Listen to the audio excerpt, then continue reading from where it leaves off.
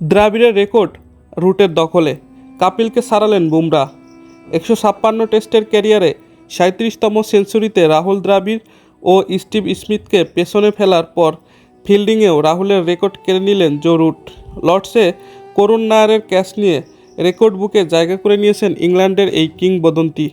Wicket keeper নন এমন ফিল্ডারের মধ্যে টেস্টে এখন সবচেয়ে বেশি ক্যাচ নেওয়ার রেকর্ড এখন রুটের। তিনি পেছনে ফেলেছেন রাহুল দ্রাবিড়কে। গতকাল লর্ডস টেস্টের দ্বিতীয় দিনে 387 রানে অল আউট হয়ে যায় ইংল্যান্ড।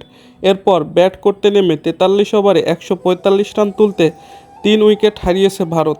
এখনও 242 রানে পিছিয়ে শুভমান গিলের দল। লর্ডসে প্রথমে ইংল্যান্ডের বড় ইনিংসের ভিত গড়ে দিয়েছেন জো রুট। 199 বলে 10 খেলেছেন 104 রানের ইনিংস। সেঞ্চুরির হিসাবে তিনি ছাপিয়ে গেছেন সমসাময়িক প্রতিদ্বন্দ্বী স্টিভ স্মিথ ও রাহুল দ্রাবিড়কে। দুজনেরই 36টি করে টেস্ট শতক। রুটের সামনে এখন মাত্র 4টি নাম: Sachin Tendulkar, Jacques Kallis, Ricky Ponting ও কুমার সাঙ্গাকারা। লর্ডসে এটি ছিল রুটের 8ম সেঞ্চুরি। বিখ্যাত এই স্টেডিয়ামের চেয়ে বেশি সেঞ্চুরি নেই আর কারোরই। একক ভেন্যুতে এর চেয়ে বেশি সেঞ্চুরি হাঁকানোর রেকর্ড আছে আর মাত্র 3 জনের। ব্যাটিংয়ের পর ফিল্ডিংয়েও রেকর্ড গড়েছেন রুট।